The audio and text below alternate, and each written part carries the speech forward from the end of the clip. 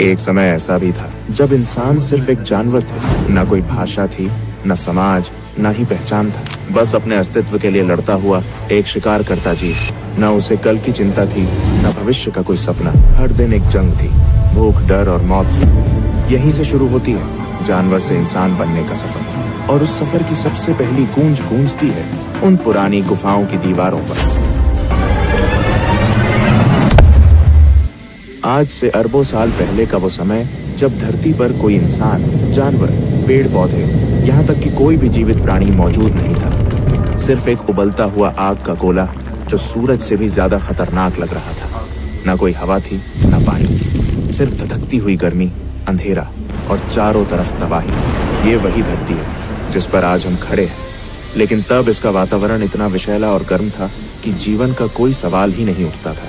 धीरे धीरे लाखों साल बीत गए। धरती ठंडी होने लगी, ज्वालामुखी शांत होने लगे और धरती का पहला समुद्र बना। इन समुद्र में विभिन्न रासायनिक पदार्थ एक दूसरे के संपर्क में आने लगे और एक अद्भुत प्रक्रिया की शुरुआत हुई, जीवन की प्रक्रिया।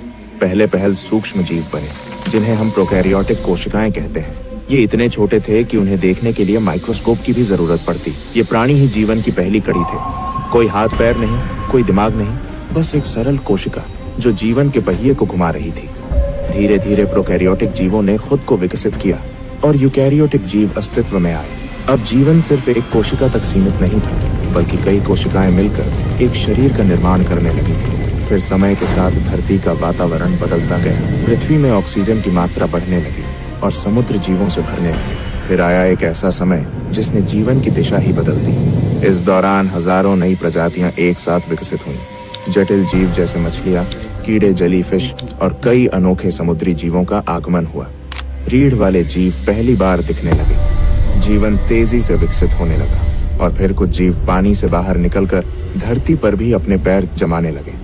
कुछ मछलियां विकसित होकर उभयचर यानी एम्फिबियंस बन गईं, जिन्हें पहले पानी और फिर धीरे धीरे जमीन पर रहने की ताकत मिली। फिर आए सरीसृप यानी रेप्टाइल्स। ये वो जीव थे जिन्होंने धरती पर राज करने की शुरुआत की। इन सभी के बीच धीरे धीरे विकसित हुआ एक ऐसा समूह जिसने आगे चलकर पृथ्वी के सबसे बड़े साम्राज्य को जन्म दिया, डायनासोर। धरती का सबसे दिलचस्प दौर जब डायनासोर पूरी पृथ्वी में राज करते थे, जो लगभग 23 करोड़ साल पहले शुरू हुआ था। डायनासोरों की दुनिया सिर्फ एक जैसे विशाल जीवों की नहीं थी, बल्कि ये एक पूरी जैव विविधता से भरी दुनिया थी, जिसमें हर प्रकार का डायनासोर अपनी एक अलग पहचान और भूमिका निभाता था। कुछ डायनासोर शुद्ध रूप से शाकाहारी थे, जैसे ब्रैकियोसोरस, जो अपनी लंबी गर्दन से आसमान छूते पेड़ों की ऊंचाई तक पहुंच जाते और वहां के पत्तों को आराम से चबाते थे। इनके विशाल शरीर और शांत स्वभाव के बावजूद इनके चारों ओर हमेशा सतर्कता बनी रहती थी, क्योंकि शिकारी हर कोने में छिपे होते थे।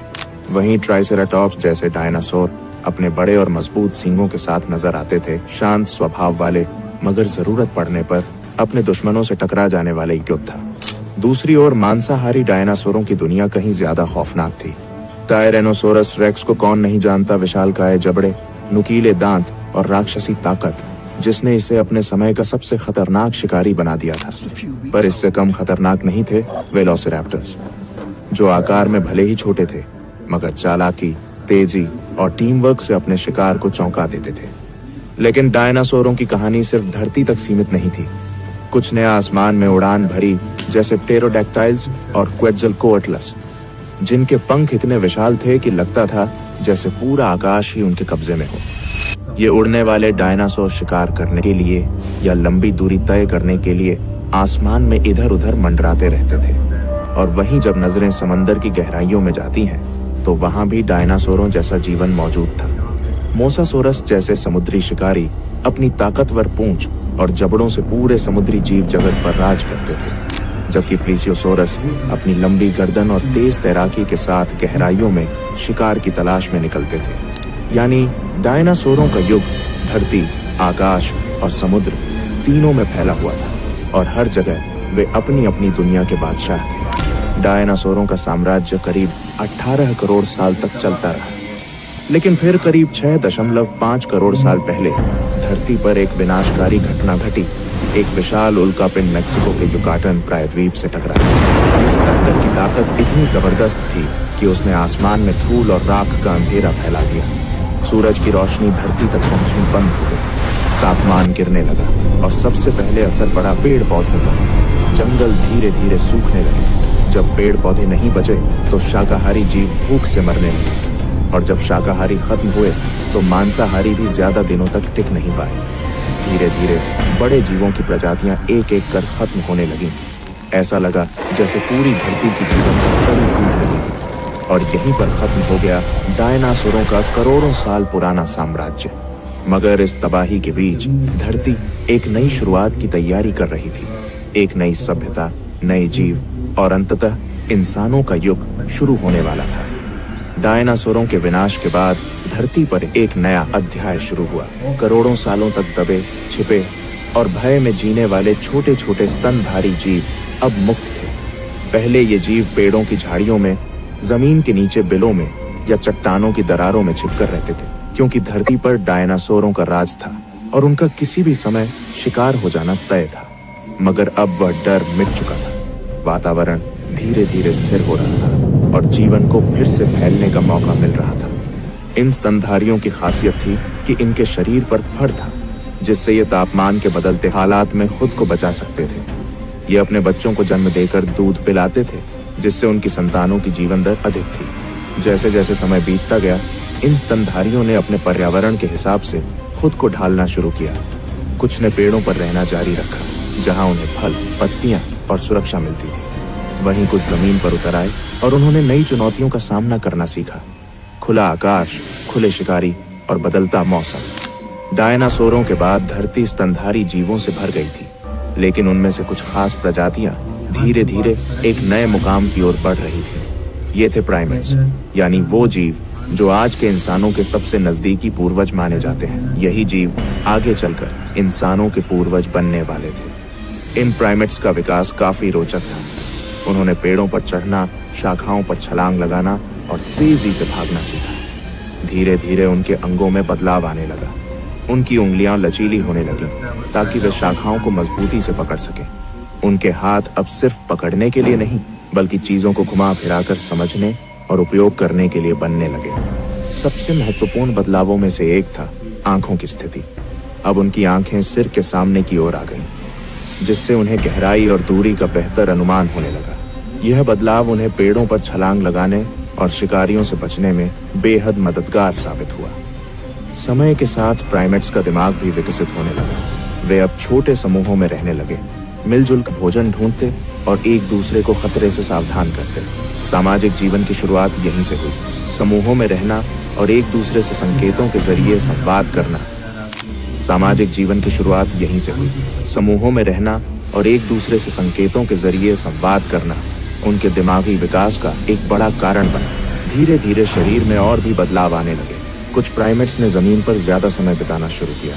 शाखाओं पर लटकने वाले हाथ अब जमीन पर चलने में भी इस्तेमाल होने लगे। रीढ़ की हड्डी में हल्का झुकाव आया और शरीर की बनावट ऐसी होने लगी कि वे कुछ समय के लिए दो पैरों पर खड़े हो सके। यही वो समय था जहां इंसान बनने की दिशा में पहला कदम रखा गया। दो पैरों पर खड़े होना सिर्फ एक शारीरिक बदलाव नहीं था, ये संकेत था एक नई सोच, एक नए दृष्टिकोण और धरती पर आने वाले सबसे जटिल जीव मनुष्य की शुरुआत का। आज से लगभग 20 लाख साल पहले इंसानी विकास की यात्रा ने एक नया मोड़ लिया। होमो इरेक्टस का उदय हुआ, जिसका अर्थ है सीधा खड़ा होने वाला मानव। यह हमारे पूर्वजों की इवोल्यूशनरी कड़ी में एक बेहद अहम पड़ाव था। होमो इरेक्टस न सिर्फ दिखने में पहले के प्राइमेट्स से अलग था, बल्कि इसकी क्षमताएं भी कहीं अधिक विकसित थीं। इनका मस्तिष्क पहले की तुलना में बड़ा और अधिक जटिल हो चुका था, जिससे सोचने, समझने और समस्याओं को हल करने की क्षमता बढ़ी। इनकी सबसे खास बात थी इनका शरीर।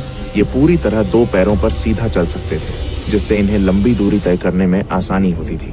होमो इरेक्टस ने न सिर्फ चलना सीखा, बल्कि अपने हाथों का इस्तेमाल औजार बनाने के लिए करना शुरू कर दिया।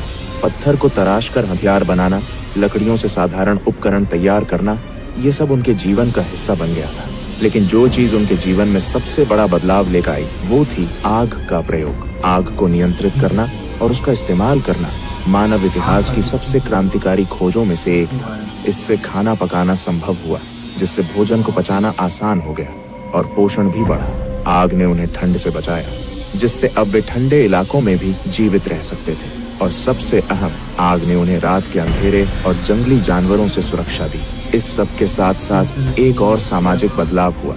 अब लोग आग के चारों ओर इकट्ठा होने थर नहीं, बल्कि हाथ कुल्हाड़ी, नुकीले भाले और पत्थर की चाकू, खुरचनी जैसे औजार तैयार किए जाने लगे। ये सिर्फ औजार नहीं थे, बल्कि यह इस बात का प्रमाण थे कि इंसान का दिमाग अब पहले से ज्यादा विकसित हो रहा था।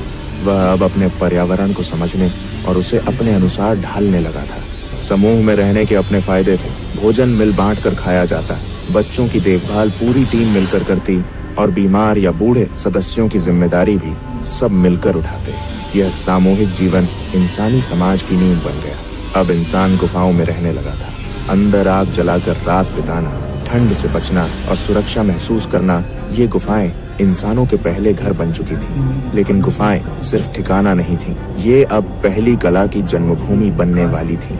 दुनिया भर की पुरानी गुफाओं में आज भी ऐसे चित्र मिलते हैं जिनमें हिरन, भैंसे, हाथी और इंसानों की आकृतियां उकेरी गई हैं। इन चित्रों ने इतिहास को एक नया आयाम दिया, क्योंकि अब इंसान केवल जी नहीं रहा था, वो सोचने, महसूस करने और अपनी भावनाओं को व्यक्त करने लगा था।